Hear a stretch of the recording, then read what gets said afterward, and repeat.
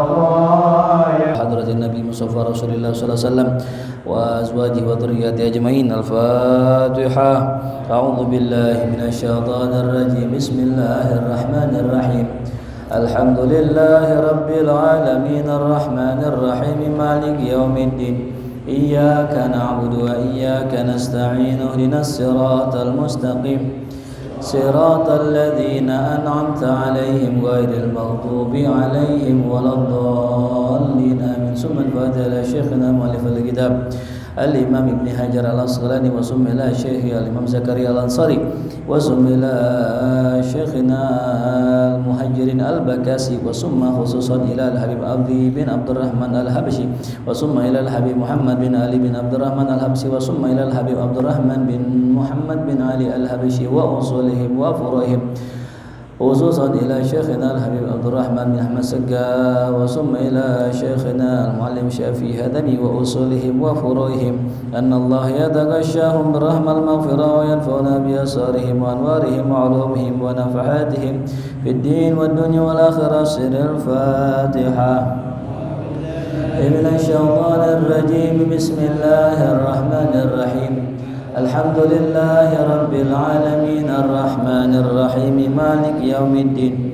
إياك نعبد وإياك نستعين. اهدنا الصراط المستقيم صراط الذين أنعمت عليهم غير المغضوب عليهم ولا الضالين آمين.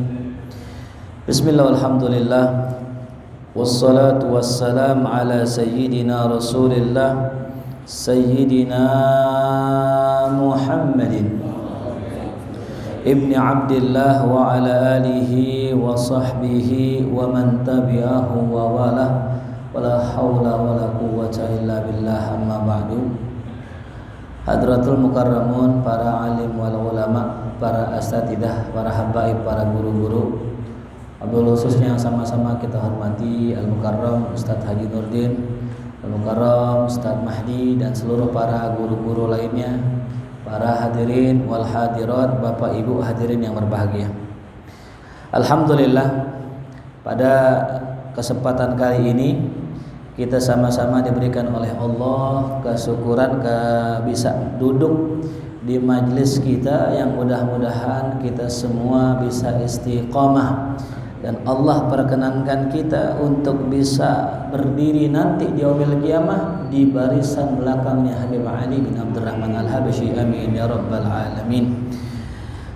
Kita masuk kepada hadis yang ke-15 daripada bab masjid. Bismillahirrahmanirrahim.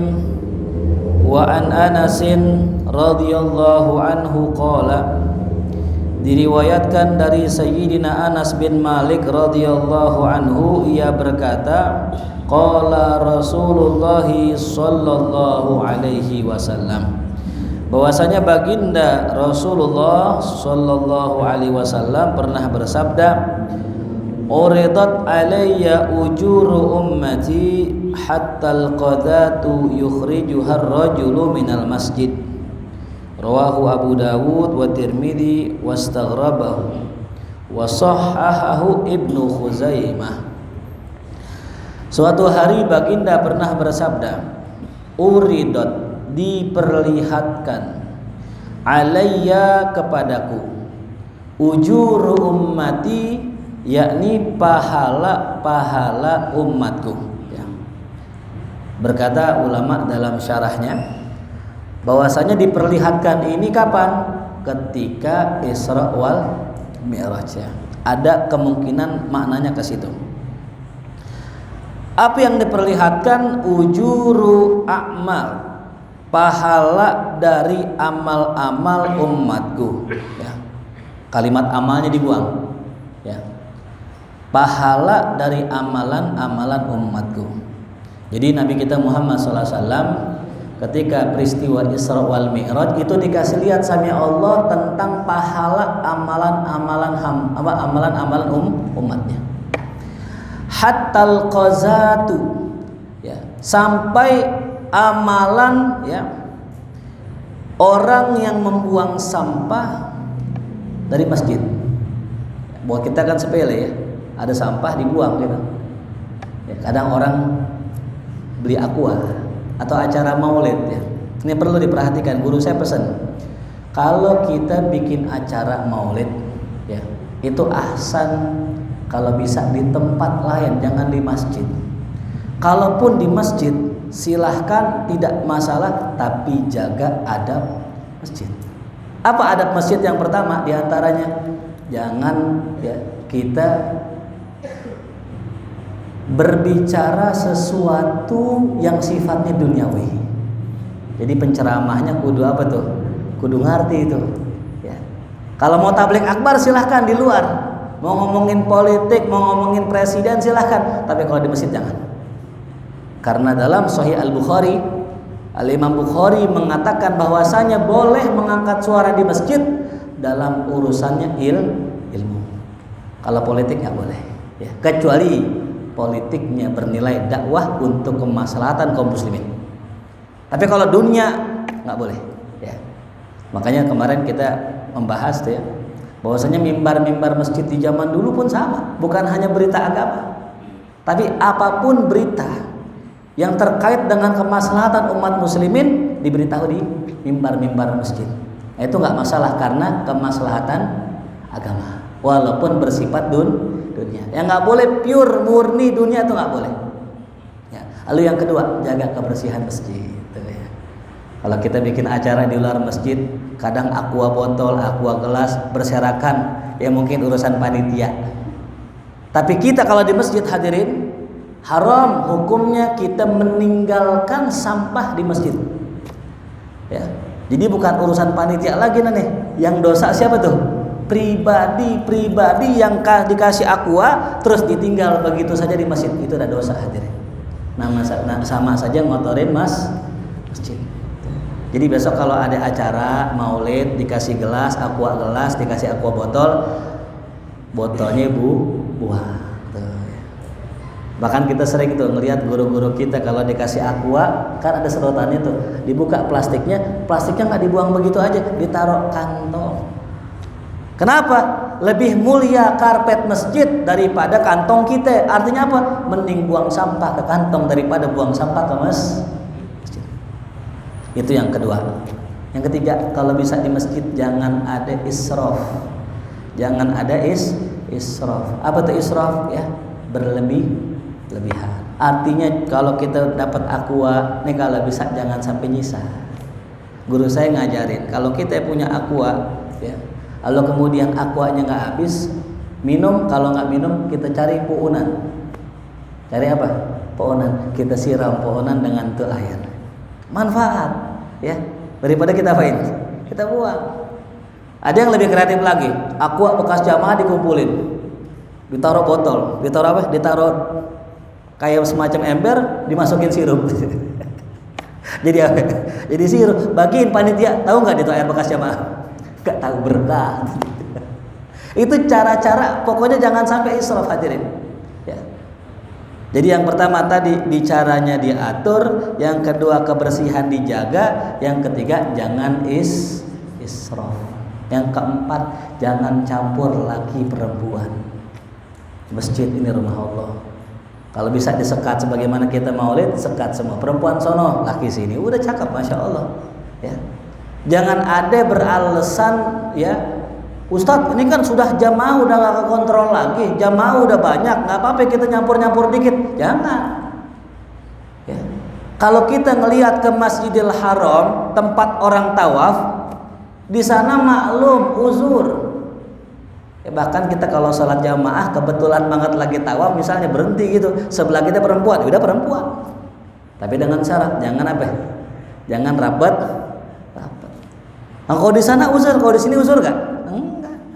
Makanya ziarah wajib dipisah, sholat jamaah wajib dipisah. Kenapa wajib dipisah? Karena masih memungkinkan untuk dipisah ya. Nah, jadi kalau kita bikin acara-acara besar di masjid begitu konsekuensinya ya. Adapun kalau sekiranya ada majelis, ada taklim yang tidak demikian, kita husnuzon. Kita baik sangka aja.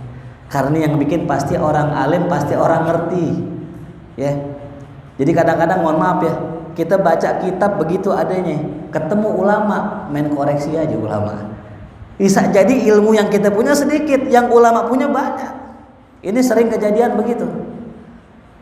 Makanya saya jelaskan pentingnya kita belajar dengan ulama secara langsung bil muayyanah wal mujalasah, agar ilmu bukan hanya aqwal tapi juga ahwal.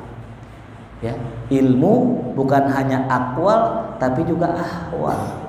Ya. Ilmu bukan hanya katanya tapi lihat bagaimana contohnya. Ya.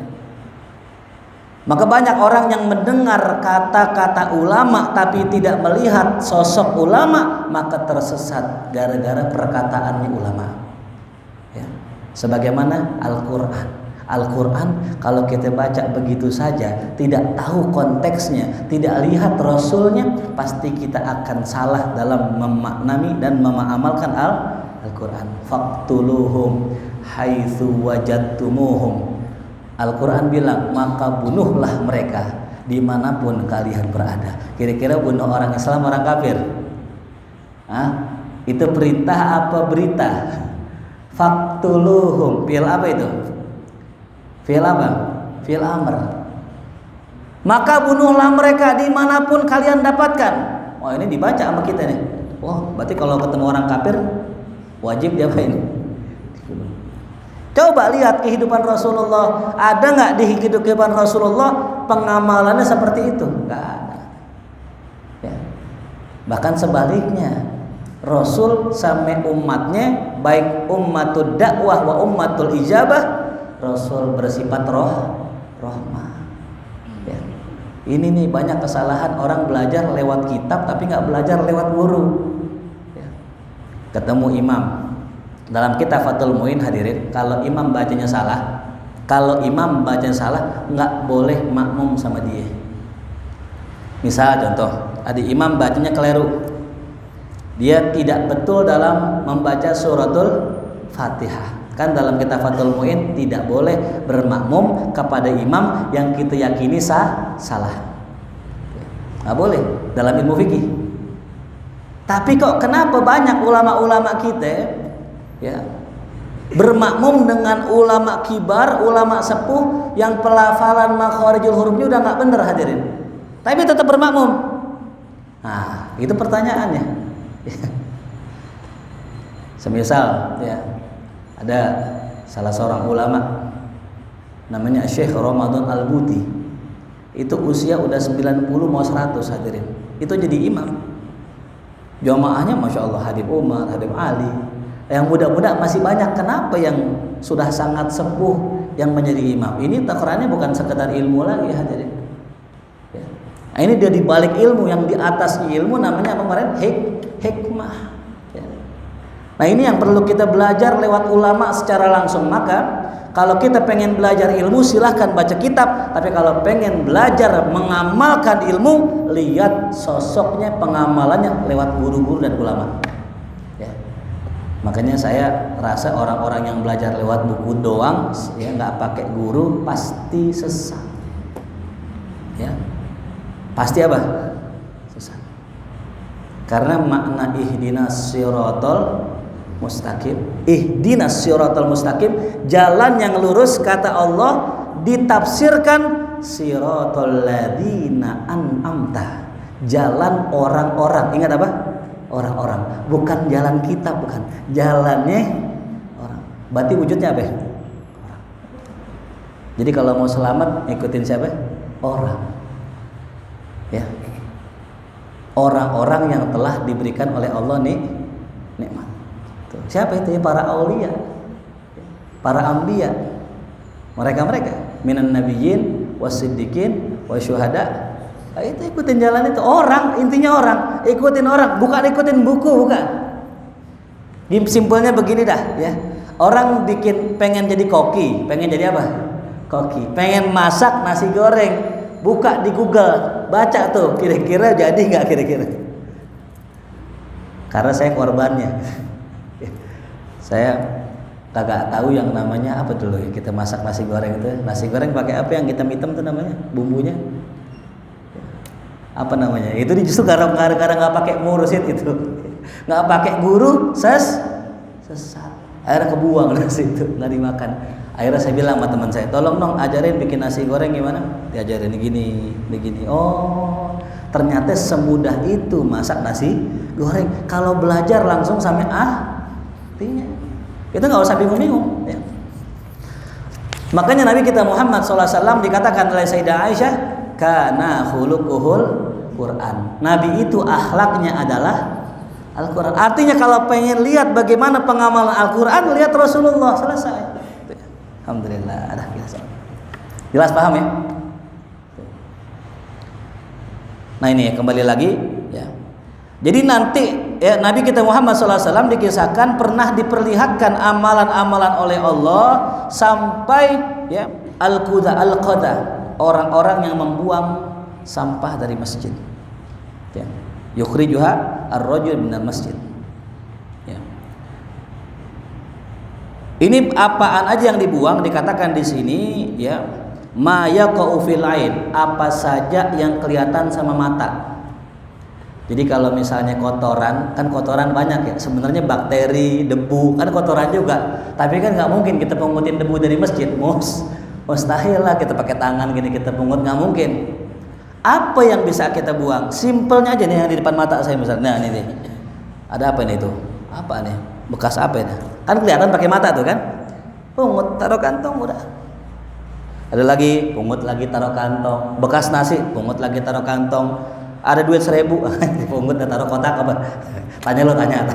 Kalau nemuin 100.000 hadirin, ini kejadian begini nih, lagi ziarah, tahu-tahu ada duit. Saya mau tanya, ambil apa enggak? Nah ini penting hadirin.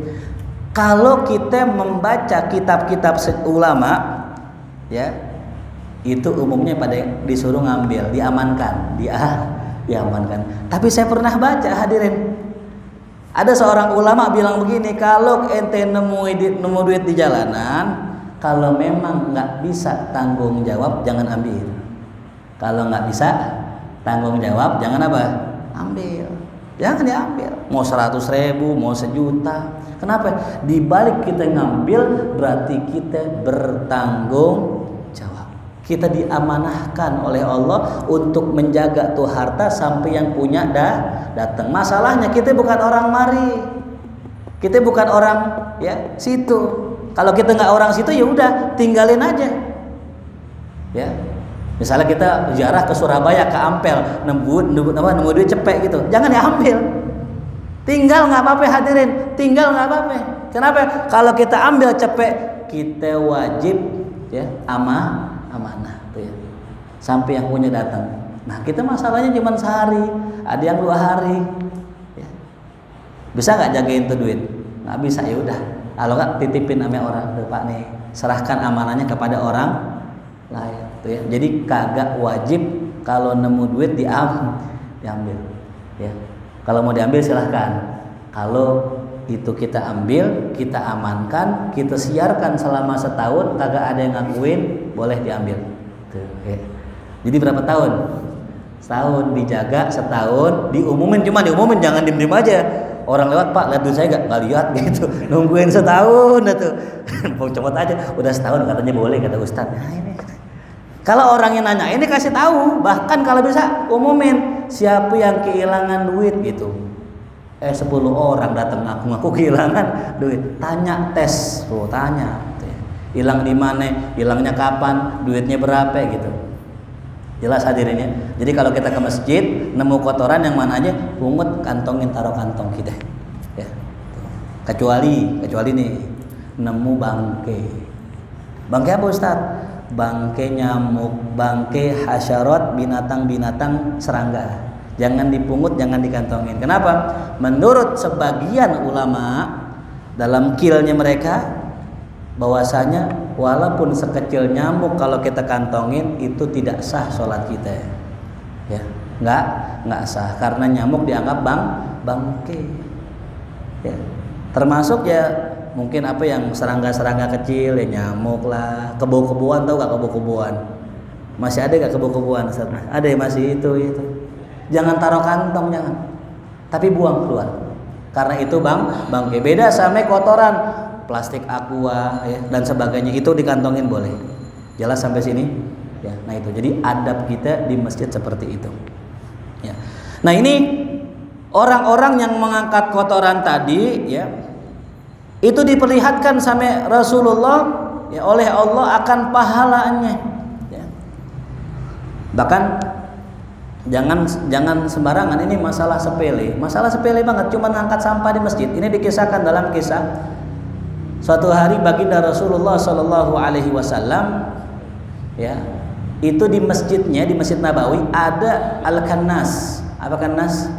Tukang sapu ya, tukang nyapuin masjid ya. Dalam riwayat ya disebutkan bahwa dia adalah imra'atun sauda, perempuan hitam.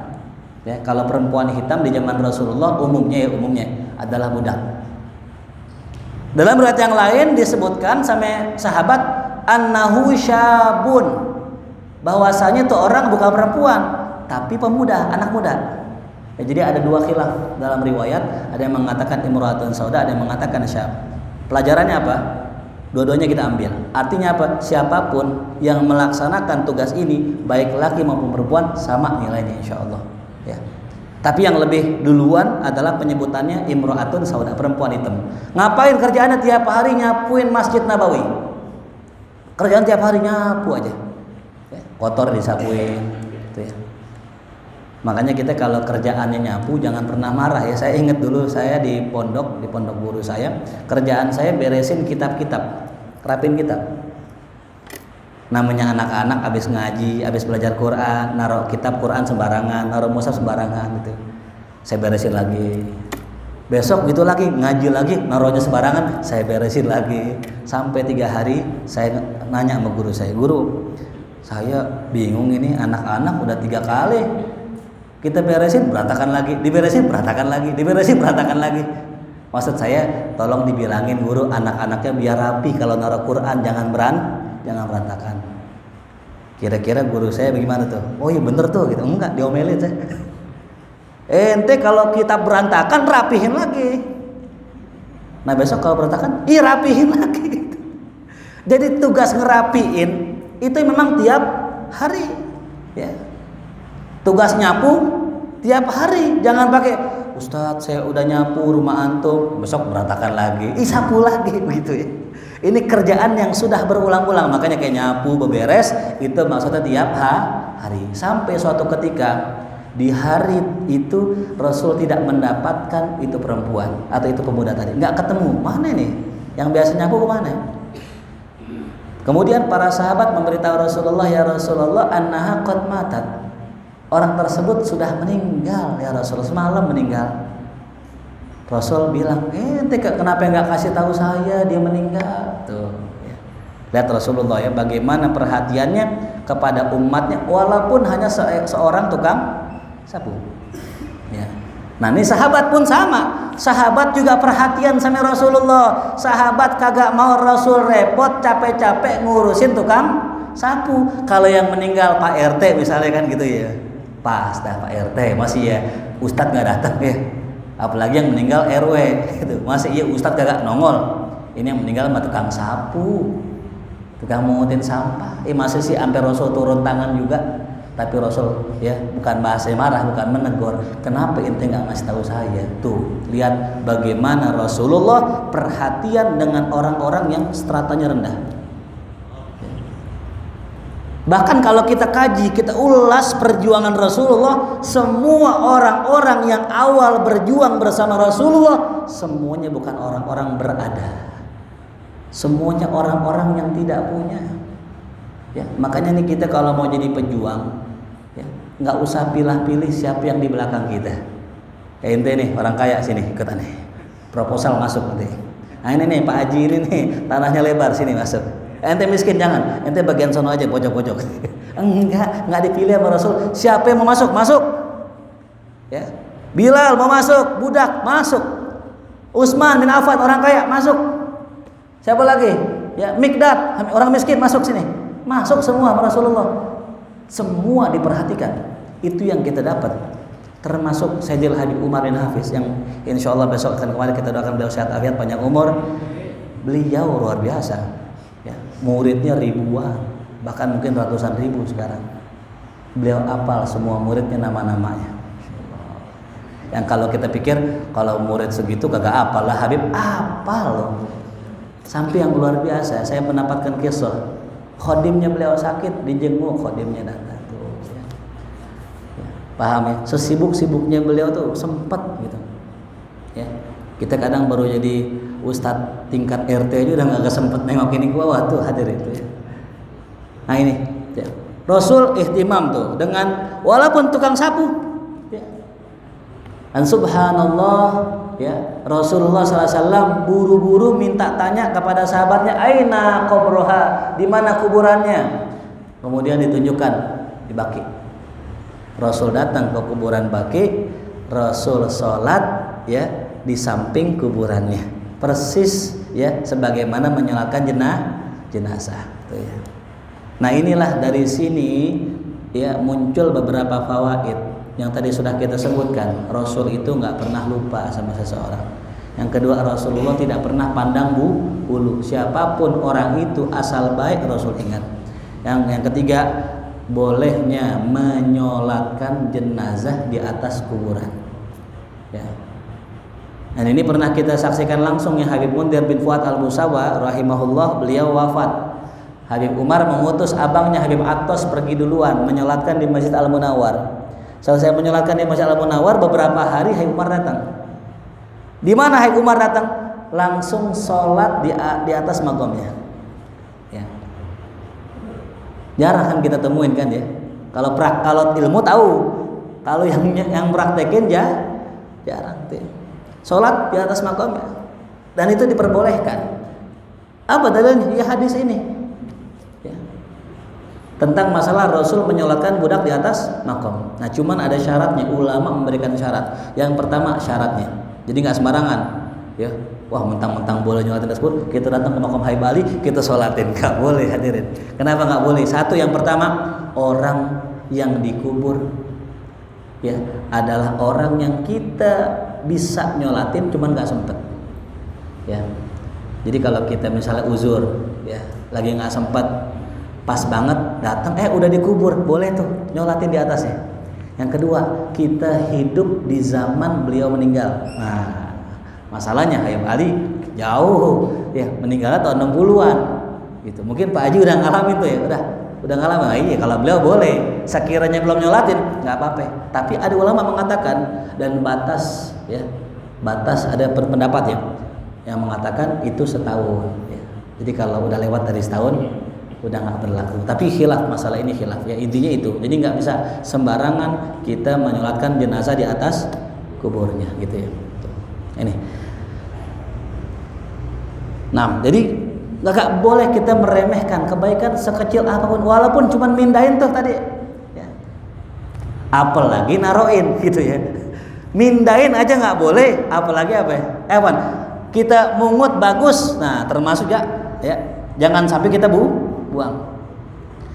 Nah ini dikatakan ya, wastambatu Abu Daud, Imam Abu Daud beristimbat dengan hadis ini, ya bayana fadilatikan sel masjid, akan adanya kefadilah daripada menyapu masjid. Jadi kalau kita pengen dapat fadilah, ya pengen dapat pahala, boleh tuh nyapuin masjid. Cuman tadi kisahnya dilanjutkan lagi tuh. Setelah dikubur, Rasul menyolatkan. Malamnya Rasul bermimpi bahwasanya perempuan tadi masuk ke dalam sorga gara-gara rajin nyapuin masjid tuh ya. Jadi buat para jamaah yang pengen masuk sorga ini tuh, insya Allah nanti merebot sini kagak kerja-kerja, nih kenapa guru sapuin semua dari ujung ke ujung tuh, masya Allah. Ya orang kalau kenal pahala begitu, nggak boleh denger dikit kebaikan langsung dikerjain. Sallallahu alaihi Muhammad. Ya. Bahkan ini hadis sebenarnya dalam riwayat Imam Abu Daud ada terusannya. Ini hadis ada terusannya. Wa uridot alayya dunubu ummati. Dan ketika malam Isra Mi'raj diperlihatkanlah kepadaku dosa umatku. Bukan hanya pahala, dosa ya. Jadi pahala yang paling kecil tadi ya, kita mengut sampah dari masjid. Tapi ya dikatakan Rasulullah masalah dosa, falam ara dzamban a'dham min suratin minal Qur'an au ayatin utiyaha rajulun thumma nasiyaha. Aku nggak melihat dosa yang lebih gede dari dosa orang yang apal Quran atau apal ayat Quran kemudian dilupain sama dia. Ya. Jadi nggak ada dosa yang lebih besar dari orang yang sudah Allah amanahkan Al-Quran pada dirinya, baik itu sifatnya seluruh juz 30 ya, 30 juz atau apa? Sedikit dari ayat kemudian dilupakan. Itu dosanya ya besar. Nah, ini dari sini ya ulama mengatakan fihi wa'idun syadid, ini adalah suatu ancaman yang keras buat orang yang melupakan Al-Qur'an. Ya. Terusannya nih ya. Was-sahih, pendapat yang sahih. Nah, ini menurut muallif Syekh Muhajirin, anna taqyida bil a'dham minas saghair malam yakun an istighfafin wa qillati ta'dhim. Bahwasanya yang di sini dikatakan adalah itu dosa besar dari jenis dosa kecil ya. Jadi dosa kecil itu ada yang paling gedenya. Nah, itu yang paling gedenya melupakan Quran. Jadi termasuk dosa kecil yang paling apa? Yang paling besar.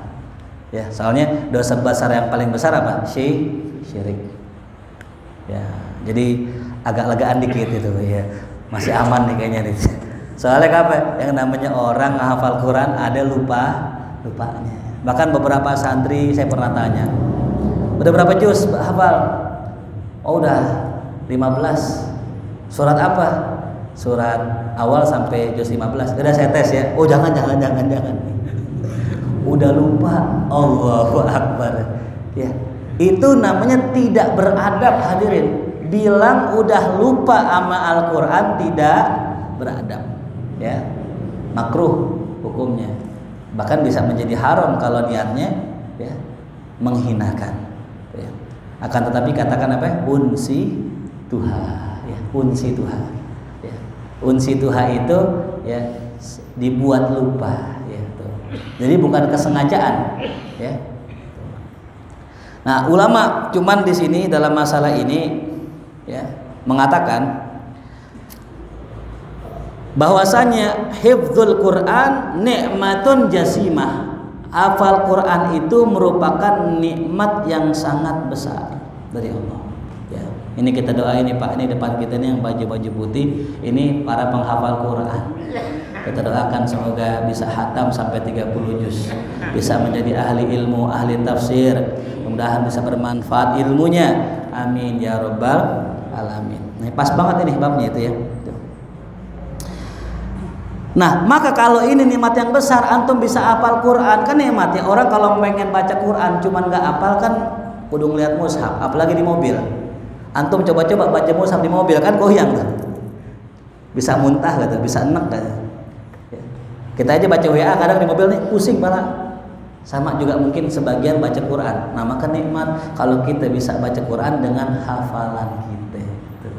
Salat nggak perlu megang mushaf. Baca tabarok nggak perlu megang mushaf. Baca waqiah pada asar nggak perlu megang mushaf. Seakan-akan tuh Quran sudah mengalir, tuh nikmat dari Allah. Ya. Apalagi fadilah-fadilah Quran yang lain. Kalau kita sebutkan dalam kitab At-Tibyan fi Adab Ahlul Quran banyak, luar biasa. Nah, cuman tadi di balik nikmat yang besar ada juga resiko yang besar. Tuh, ya. Setiap orang yang mendapatkan nikmat yang besar, resikonya juga besar. Ada orang pengen, Ustadz, saya pengen punya anak dong, doain biar punya anak 10 gitu. Loh, kok 10 banyak banget Pak? Iya kan, kalau lebaran enak sarang 1 juta aja 10 juta orang tuanya dapat begitu. Mikirnya dunia. Tapi tadi betul nikmat Pak.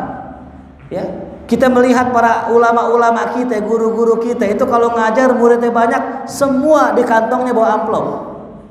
Kalau jamaah yang hadir 200 orang dan semuanya di kantongnya ngantongin cepek, itu berapa kira-kira? 20 juta sekali ngaji. Sekali ngaji. Bahkan luar biasa kita punya guru ya, Habib Umar bin Abdurrahman Segaf itu kalau ngajar, habis ngajar udah nggak ngantongin amplop, ditaruh plastik, subhanallah. Artinya apa? Nikmatnya luar. Cuman di balik nikmat yang besar ada tanggung jawab yang besar. Antum bisa hafal Quran, nikmat dari Allah. Banyak fadilah-fadilahnya luar biasa, tapi juga resikonya luar biasa. Maka jangan sampai kita kufur nih nikmat. Tuh. Nah, tapi Ibnu Hajar tadi kan dikatakan dosa kecil ya. Lupa Al-Quran dikatakan dosa apa? Kecil tapi yang paling besarnya. Nah, Ibnu Hajar menentang wa'taradahu Ibnu Hajar wasarraha bi anna tasriha aimatina anna nisyan kabirah.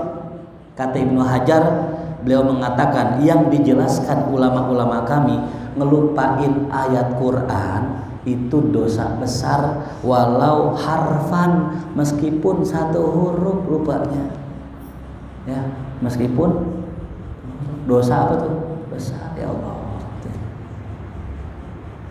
Biduni uzrin, tapi lupanya tanpa uzur. Nah ini dia beda ya, udah tua, umur, sakit tuh, hati-hati ini adik-adik semua. Pernah kejadian saya punya teman hafalannya kuat. Jadi kalau dia main PS tuh, dia hafal semua password-passwordnya game itu. Saya tanya, "Wah, ente keren banget ini." Itu mungkin dah tuh kalau password PS hafal ya semua. Tapi mohon maaf, di kelas paling bodoh, paling susah nangkep. Tapi pas nyebutin password PS, mungkin. Saya tanya, "Nih ente pasti ada yang error nih. Masa password PS hafal, masa Quran kagak hafal?" Wah, dibilang nggak gitu Sar. Dulu ini hafalan password PS, hafalan saya masih kecil, masya Allah. Dulu saya hafalannya kuat, makanya semua apa ayat saya banyak hafal. Cuman ada kejadian yang bikin saya jadi bego begini. Apa itu? Saya kalau di kelas suka ngeledekin teman-teman saya yang hafalannya lemah.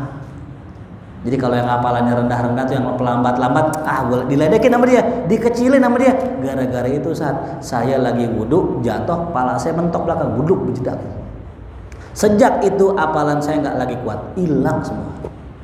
Tapi hafalan lama masih ada, cuman hafalan baru nggak bisa. Kan unik ya?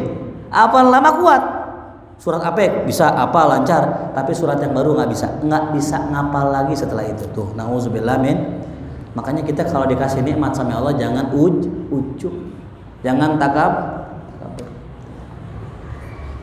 Nah jadi tadi ya, kata Ibnu Hajar dosa besar kecuali uzur atau gara-gara sakit. Tuh ya. Nah jadi ada dua pendapat kata ulama tentang masalah orang yang ngelupain Quran. Yang pertama mengatakan dosa kecil yang terbesar, ada yang mengatakan dosa besar walaupun hanya sehuruf yang kita lupain. Waqtalafal ulama berbeda pendapat tentang makna lupa. Nah, di sini lupa. Nah, kalau dibilang lupa tuh gimana sih lupa? Nah, tulis menurut ulama Hanafi, batasan lupa la yaqdir an yaqra bin nadhar. Nah, dia kalau lihat dia nggak bisa baca. Hati ngelihat, nggak bisa baca, nggak ngerti. Nah, itu lupa namanya. Tuh. Aman nggak kita? Kalau baca bisa nggak? Bisa ya. Jadi kalau ada orang dianggap lupa sampai kalau ngelihat pun nggak bisa baca deh, berarti kan emang udah lupa sampai Quran, sampai huruf-hurufnya nggak bisa kan. Sama kayak kita baca kitab dulu masih SMP, aneh pernah nyanten serat. Sekarang udah umur 40, udah apaan bacaan, nah itu udah lupa namanya tuh. Kita masih begitu nggak kan? Nah, kalau masih baca masih apa? Ingat. Tapi menurut mazhab siapa? Hanafi. Dan kita bukan Hanafi. Bagaimana menurut mazhab Syafi'i, menurut mazhab Malik, menurut Imam Ahmad, bahwasanya lupa adalah kalau orang itu nggak bisa baca secara gaib. Setelah dia bisa baca secara gaib. Contoh, saya baca nih, saya hafalin ayat, terus saya bisa baca tuh walaupun nggak lihat. Bismillahirrahmanirrahim. Awala ya'lamuna anna Allah ya'lamu ma yusirruna wa ma yu'linun wa minhum ummina. Dia bisa baca tuh dengan bil ghaib ya. Nah, karena enggak diulang-ulang akhirnya lupa. Jadi bacanya kudu pakai mushaf. Nah, itu termasuk lupa. Ya. Jadi kalau menurut mazhab Syafi'i ya udah lupa ya begitu. Ya, yang tadinya bisa nggak pakai ngelihat, ya, terus kemudian kudu pakai ngelihat, itu dinamakan lupa dan itu termasuk dosa besar. Kecuali uzur. Contoh, Ustadz ya saya sekarang udah kerja, ya udah kerja. Nggak kayak dulu masih sekolah, masih mondok banyak murojaah sehari 5 juz. Sekarang sejuz saja udah syukur. Maka kalau seandainya dia masih ada usaha buat ngulang tapi lupa, dimaklumi ya. Karena begini Pak, orang yang sudah hafal Quran ya, itu fadilahnya banyak. Semisal contoh aja, dia di masjid hafal Quran, pasti disuruh jadi imam ya, disuruh jadi imam. Orang pandang, orang puji, orang tuanya bangga gak? Orang tuanya bangga. Saya mau tanya sama orang tua pada bawah sini. Kira-kira kalau kita punya anak hafiz Quran bangga nggak? Girang nggak? Nikmat ya dari Allah. Maka di balik nikmat yang kita dapatkan ada tanggung jawab. Nggak ada kenikmatan yang tidak ada tanggung jawab. Antum bisa kasyaf, tahu kasyaf? Bisa ngelihat aib orang, bisa ngelihat rahasia orang yang orang nggak tahu, itu namanya kasyaf. Setiap nikmat yang diberikan Allah ya, itu berbarengan diberikannya dengan tanggung jawab. Makanya kalau ada orang bisa kasyaf, ya Pak, ini nggak sembarangan orang ya ngomong. Hati-hati banget ya. Jangan sampai rahasia orang dibongkar sama dia ya. Makanya nggak beres tuh ada orang kasyaf cuman tahu aib orang, nggak tahu kebaikan orang. Itu bukan kasyaf itu ya, kasep namanya tuh. Aib orang ditahu, ente malam habis minum ya, ente habis judi ya. Tapi kebaikannya nggak kelihatan. Itu kasyfus syaitani, kasyaf yang bersumber dari setan. Nauzubillah min dzalik. Ini serem, nauzubillah. Tapi yang betul adalah dia tahu kejelekan orang plus tahu kebaikannya, tapi lebih unggul kebaikannya daripada kejelekannya, dan ditutupin kejelekannya ya. Makanya para aulia, para wali itu yang udah Allah bukain kasyafnya, itu kalau ngomong kadang-kadang nasihat buat kita meskipun bahasanya sindiran ya. Kita kalau ke rumah aulia, datang ke rumah mereka ngomong apaan aja kita ngehin tuh, kita ngehin. Walaupun sekilas ngomongin dunia. Contoh, kita lagi main ke rumah orang soleh, nih wali ngomong gini nih katanya, akuarium bagus banget ya, cuman airnya butek ini. Gitu. Airnya apa? Butek. Nah, oh butek, air apa nih tuh? Air butek. Oh iya, berarti hati aneh butek kali. Begitu udah tuh. Kenapa? Mereka diharamkan oleh Allah berbicara tentang aib dan kesalahan orang dengan bahasa lugas. Ya, nggak boleh ya. Apalagi bisa bikin orang datang nih kita ke seorang wali misalnya, yang beneran wali ya, kita kena santet nih, datang ke rumah dia. Kalau orang wali beneran bilangnya begini, nggak apa-apa nih, baik-baik, insya Allah baik, itu wali tuh. Tapi kalau yang bukan wali, ya wali setan ini, wah parah ini mana, ini mas seminggu lagi mati nih. Ini ada 100 jin Pak ini di sini nih, 100 jin ini. Ini emang dari mana? Wah, stres, imun turun, darah turun, tensi turun, lemas, mati besok tuh. Ya, karena dia bukan tahu dari Allah, bukan dari jin. Dari apa? Jin. Makanya kemarin kita sampaikan, orang yang berzikir bagus, cakep. Cuman kalau zikirnya tidak karena Allah, yang datang bukan rahmat, yang datang jin.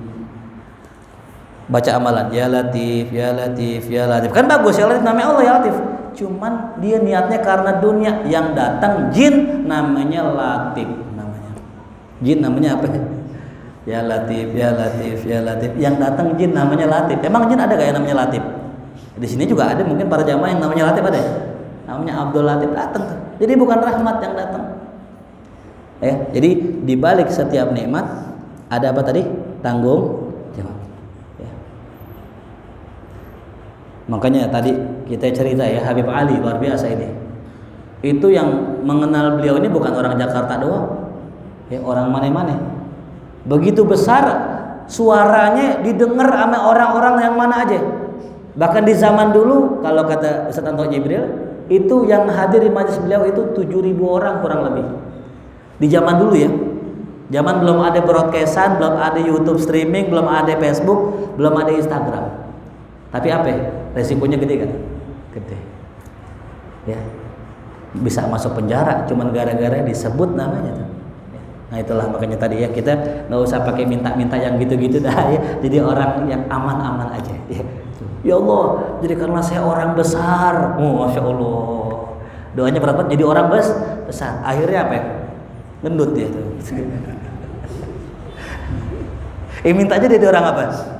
Allah wujudkan besar badannya. Ya tuh. Makanya kiai itu kalau bulan Maulid itu berat timbangan naik 5 kilo tuh. Ya.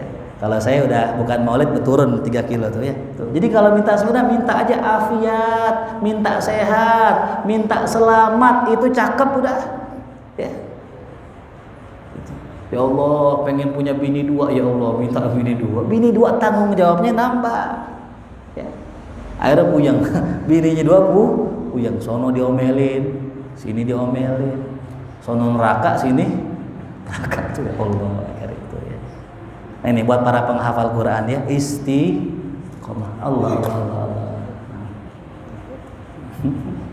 Itu kode namanya kode. Mau kita Isa ya.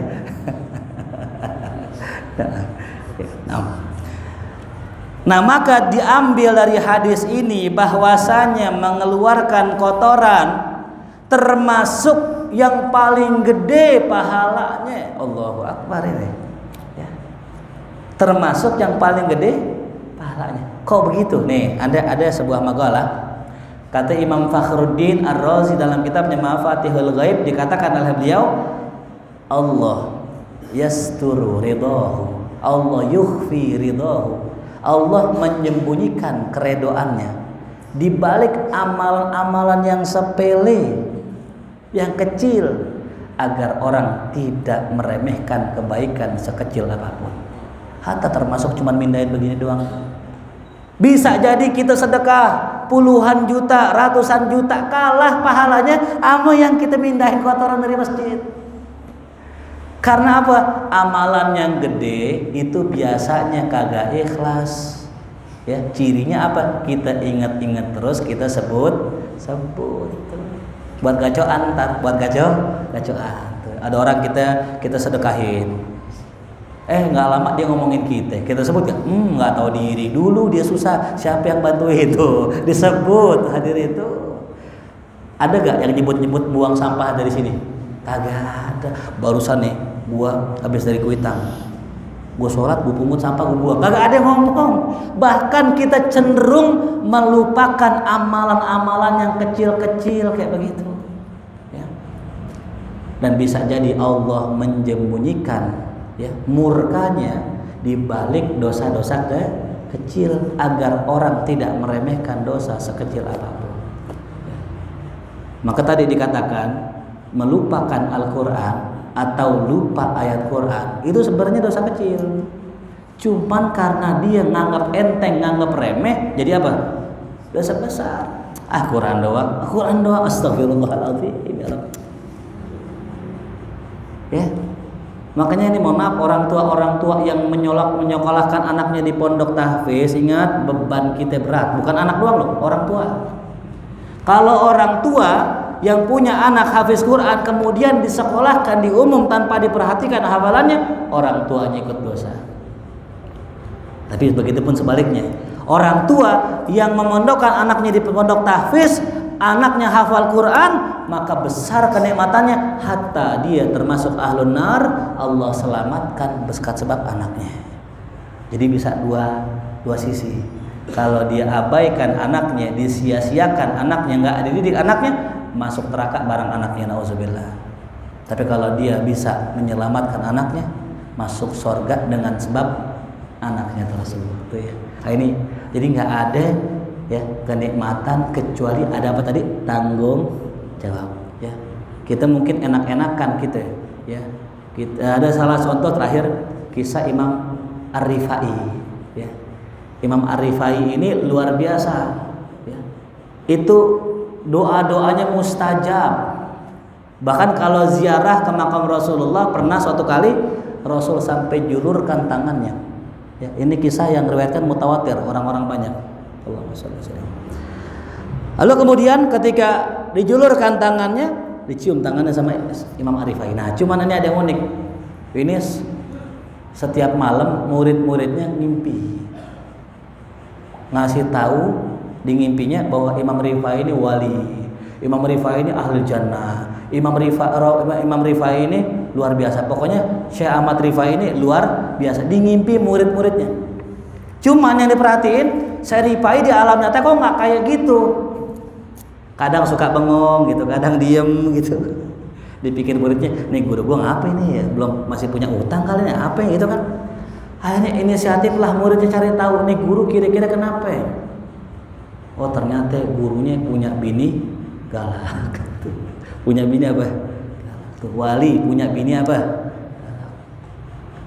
Akhirnya muridnya nanya, Syekh, antum mau kawin lagi nggak? Kalau antum mau kawin lagi, kami siap membiayai pernikahan antum. Semua kita handle. Antum mau kawin lagi, cari bini yang nyenengin antum, jangan yang bikin antum sedih. Itu kata muridnya. Kata Syekh Rifai apa? Wahai muridku, tahu nggak ente semua? Ente kan tiap malam mimpi cakep tentang aneh. Oh, tahu guru. Ente tiap malam bisa ngimpi cakep, aneh begini-gini. Tahu nggak berkah siapa? Berkah ada istri aneh yang galak tuh ya. Jadi Allah angkat makom saya karena saya sabar dengan istri yang galak. Kalau diganti istri yang baru mungkin kurang galak, makomnya turun lagi tuh ya. Nah, jadi kalau kita punya istri kadang lagi ngambek, tidur tengkurap, ya kalau telentang mati. Atau istri kita marah sama kita, senyum aja. Gitu ya. Apalagi pulang taklim, ya pulang ke rumah telat jam 12 malam, bini udah kelanti aja tuh. Itu asam lambung udah sampai leher tuh asam lambung tuh. Ya. Udah kita minta maaf, udah selesai. Mau diomelin bagaimana aja, ingat Syekh Ahmad Rifai jadi wali gara-gara bininya galak. Tuh ya. Jadi yang punya bini galak istiqomah aja. Insya Allah jadi wali. Ntar kalau nggak cari bini yang lain, makomnya turun bukan wali lagi ntar itu ya. Nah, Allahu a'lam bishawab. Mungkin sampai sini saja pembahasan kita. Jadi intinya jangan kita meremehkan amalan sekecil apapun, begitupun jangan meremehkan dosa sekecil apapun, karena bisa jadi di balik amalan yang kecil ada ridha Allah, di balik dosa kecil ada kemurkaan Allah Subhanahu wa taala. Ya, baik kita baca surat Al-Fatihah untuk para pahlawan kita, para pejuang-pejuang kita, para alim ulama kita yang telah mengorbankan nyawanya, dirinya, hartanya untuk kemerdekaan. Wabil khususnya kepada tuan guru kita Al-Habib Ali bin Abdurrahman Al-Habsyi dan keluarganya. Mudah-mudahan Allah Subhanahu wa taala angkat derajatnya, Allah angkat derajatnya, Allah ampuni kesalahannya, dan Allah jadikan anak-anak keturunannya penerus-penerus yang soleh-soleha, dan juga Allah balas dengan sebaik-baik balasan, ditempatkan oleh Allah di tempat yang terbaik. Ala hadhihi niyyah. Al-Fatihah. A'udzu billahi minasyaitonir rajim. Bismillahirrahmanirrahim. Alhamdulillahirabbil alamin arrahmanir rahim maliki yaumiddin. Iyyaka na'budu wa iyyaka nasta'in ihdinas siratal mustaqim siratal ladzina an'amta 'alaihim ghairil maghdubi 'alaihim waladdallin. Allah bihaqqil Fatihah, sirril Fatihah, karamatil Fatihah, iftah lana abwabal khair wa akhtim lana bil khair waj'alna wa dhurriyyatina min ahsani ahlil khair. Allahumma anfa'na bima 'allamtana wa 'allimna ma yanfa'una warzuqna 'uluman tanfa'una fid din wa dunya wal akhirah. Rabbana atina fid dunya hasanah wa fil akhirati hasanah wa qina adzabannar. Sallallahu alaihi sayyidina Muhammadin wa alihi wasallam. Walhamdulillahi rabbil alamin. Ya Rasulullah, salamun alaik.